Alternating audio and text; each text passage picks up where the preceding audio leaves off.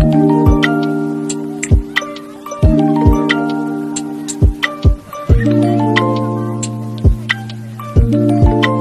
afternoon, good evening mga Cargay. Kung ano oras yung pinapanood yung video natin mga Cargay. So isang nakakalungkot na umaga mga Cargay.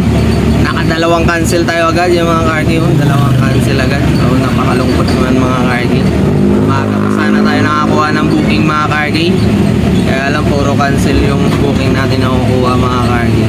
Bali yung unang booking ko mga Cargay is construction materials mga Cargay. Galing dito sa Gentry papuntang Lagro mga Cargay. So, SM Fairview sana yung drop nito. Ang problema, mali yung pagkabook ni Idol. Bali yung 7 PM na gusto niya, ninote niya lang dun sa booking yung mga Cargay. So, hindi mali yung ganun mga Cargay. So, dapat ginawa niya, pina-schedule niya ng 7 PM. So, nangyari, hindi na schedule nila lumab ng 7 PM yung booking niya, naka-pick up now kasi ninote niya lang dun sa baba yung 7 PM na gusto niya mangyari mga Cargay. So supply yung book na naman ni boss. So tayo na naman yun ang problema mga Cargay, cancel na naman ng mga idol. So dahil cancel, hanap na naman tayo ulit ng booking mga Cargay. So ingat na ingat tayo dun sa rate natin mga Cargay, no? Tapos may mga customer na ganun. So, wala tayong magagawa kasi wala rin namang ginagawa sila na lumub eh. So, yun yung masaklap ng mga Cargay. So, after ng mga Cargay, minakuha na naman ako ulit na booking mga Cargay. So, galing naman dito sa Gentry ulit, papuntang Taguig. So, ito na naman yung masaklap mga Cargay. Chinese na yung nag-book mga Cargay. So, pag Chinese, siyempre, hirap kausap. Masyadong magulang mga Cargay. Magulang masyado. O pag mahina-hina lang talaga yung pasensya mo mga Cargay, mag-aaway lang talaga kayo mga Cargay pag Chinese yung nag-book mga Cargay. Isipin mo mga Cargay nag-book siya ng Gentry Taguig. Kakargahan kanya ng 60 sako na adhesive cement. So 25 kilos bawat isa nun mga Cargay. So 60 times 25 times 60 do ilang kilo yung mga Cargay, nasa 1,500 mga Cargay. Tapos yung booking nila is nasa 1,000 kilos lang. So sobra ng 500 kilos yung pangarga nila mga Cargay. So nakipag-usap pa rin tayo ng maayos mga Cargay. Kinausap ko na kung okay lang, ikarga ko yung 40 sako, tapos yung sobra is i-book na lang nila ulit. So ayaw pumayag ni Chikwa mga Cargay kasi yun daw talaga yung request ng customer. So siyempre hindi naman pwede mga Cargay kasi kawawa yung sasakyan natin doon.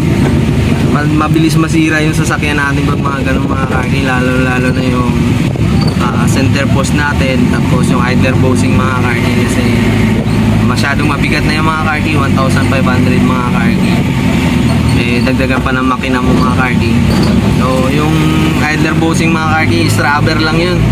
So makonting lubak lang mga Cargay is agad yun, mag-i-expand agad yun mga Cargay. So luluwag na siya, kaya magkakaroon ng alog-alog yung gulong mo mga Cargay. So dadalihin niya naman yung gulong mo mga Cargay. Magugulat ka na lang, hindi pantay yung kain ng gulong mo mga Cargay. Yun yung problema. Tapos yung mulye mo rin mga Cargay, siyempre dahil second hand lang ang sasakyan natin, mahirap mga Cargay, baka mamaya maputulan tayo ng mulye. Magkano din isang mulye? So, lugi na tayo mga Cargay. Tapos ayaw pumayag ni customer. So nangyari, cancel na naman mga Cargay. So, hindi ko alam kung sinasadya ba nila o nagkukunwari lang na hindi nila alam na ganun mga Cargay. So kinausap ko na i-book na lang nila sa 2,000 kg kasi kawawa yung 1,000 kg sa ginagawa nila. So hindi ko alam kung binook nila sa 2,000 kg mga Cargay kasi hindi ko na nakita nag-book sila ulit mga Cargay. So kinausap ko na lang yung staff niya na next time pag nag-book kayo, i-confirm nyo muna dun sa drop off kung ano status ng pangarga nila o to, na ba yan, legit na ba o hindi, kasi binook niya lang agad yung booking yung mga Cargay na walang confirmation dun sa drop off. So anong nangyari, Tawag ako ng tawag dun sa drop off, saka text ng text para i-follow up kung okay lang sa kanila na 40 sako lang ikakarga ko, tapos yung sobra ibubok na lang ulit. So walang sagot yung drop off mga kargi. Yung pala binook niya yung pangarga na walang confirmation dun sa drop off. So nakaka-stress pag mga nakaka-stress pag mga ganun mga kargi. So pag mahina-hina lang talaga yung pasensya mga kargi, mag-aaway lang talaga kayo sa mga ganong customer mga kargi. So umiiwas tayo sa stress mga kargi, kaya tawanan na lang natin yung mga ganong customer mga kargi. Pero awa ng Diyos mga kargi, may nakuha naman tayong booking mga kargi galing dito sa Gentry ulit papuntang Bacoor mga kargi. So yung karga natin mga kargi is sewing machine mga kargi, yan, isang peraso lang mga kargi. So dito na lang tayo muna mga kargi. So, ayaw ko muna lumalayo mga kargi kasi may stress ka lang. So medyo tanghali na rin mga kargi. So ganun talaga yung buhay. Laban lang mga kargi.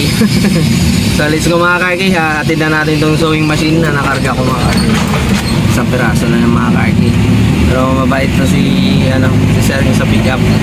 Binigyan pa tayo ng 50 pesos na pang merienda ko daw.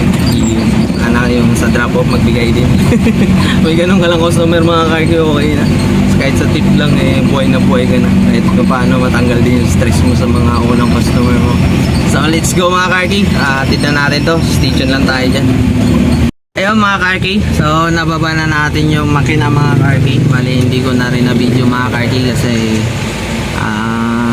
tumulong ako sa pagbaba kasi walang kasama yung anak ni Mama magbuhat. So hindi kaya.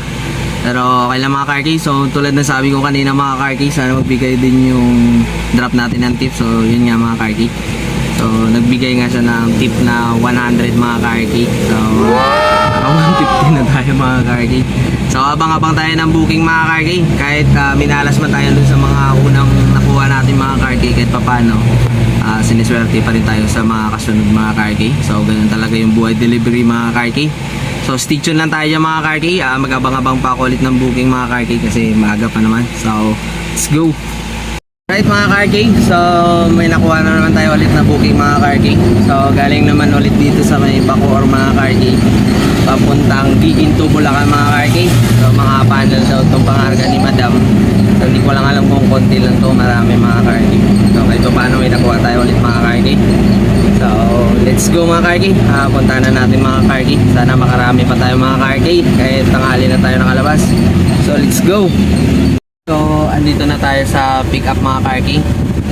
Yan tayo pick up. So solar panel yung pangarga natin mga kargi, papuntang Giginto Bulacan mga kargi. So antayin tayo mga kargi kasi may makapila pa sa loob mga kargi. Paglabas niya mga kargi, pasok na rin ako sa loob. Ano to eh? Diba? Pag-ano eh? Baliktad. Ikot. Baliktad. Bilisan mo, parang basag.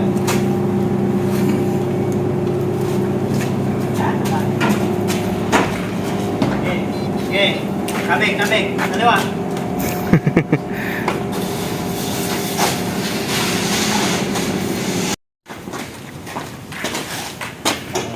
Last panel board.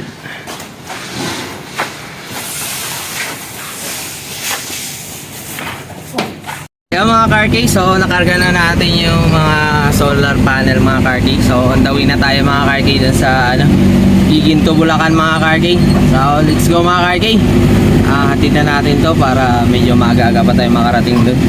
Sana pagdating natin dun makakuha tayo ulit ng pangarga pabalik agad para hindi na tayo magtambay dun. So let's go, stay tuned lang tayo dyan mga karki. Mga karki, so dito na tayo mga karki sa drop off. Mabahay na ginagawa mga karki. Laki. So bali binababa na nila yung solar panel mga karki. So stay tuned lang tayo mga karki. Abang-abang muna ako ng panibagong booking pabalik ng Cavite.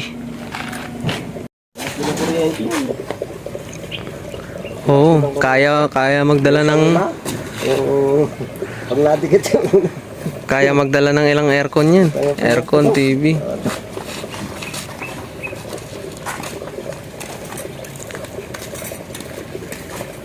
Yo mga car-kay, so may nakuha na tayong booking mga car-kay. So after 3 years natin kakaantay mga car-kay, may nakuha na rin tayo sa wakas mga car-kay. So bali mga gamit lang ito mga car-kay, isang washing, isang TV, tsaka mga damit lang daw yung pangarga ni ma'am. So may nakuha tayo galing dito sa Marilao papuntang Indang mga car-kay. So kinana ko ng mga car-kay sa wala akong makuhang pangarga pa uwi mga car-kay. Kasi malayo-layo din pa uwi dito sa Bulacan papunta Cavite sa sayang yung diesel. So kinuha ko na to mga car-kay. Medyo malapit lang din naman yung Indang sa bahay mga car-kay, kaya all goods lang yung mga car-kay. So let's go mga car-kay. Punta na natin yung pick up. So stay tuned lang tayo dyan mga car-kay. Right mga car-kay, so dito na tayo sa pick up. Yung baha pala dito kila ma'am. So tawagan ko lang si ma'am. Saan sila banda dito kasi dito na tayo sa mga car-kay. Yo mga car-kay, so nababa na natin yung pangarga natin mga car-kay. So ayan, grabe yung dilim papasok nung kila ma'am, nakakatakot. Tali nababa na natin yung washing machine mga car-kay. So kahit pa paano mga car-kay, kahit minalas tayo kaninang umaga or inalat tayo sa mga unang booking natin, dalawang cancel agad mga car-kay. Kahit pa paano, na-bless pa rin tayo mga car-kay, kumita pa rin tayo. So, yan yung kasabihan na ano lang, try and try until you succeed. Yeah. So, hindi mo kailangan sumuko agad mga car-kay. So, lahat ng pagsubok, trial lang yan.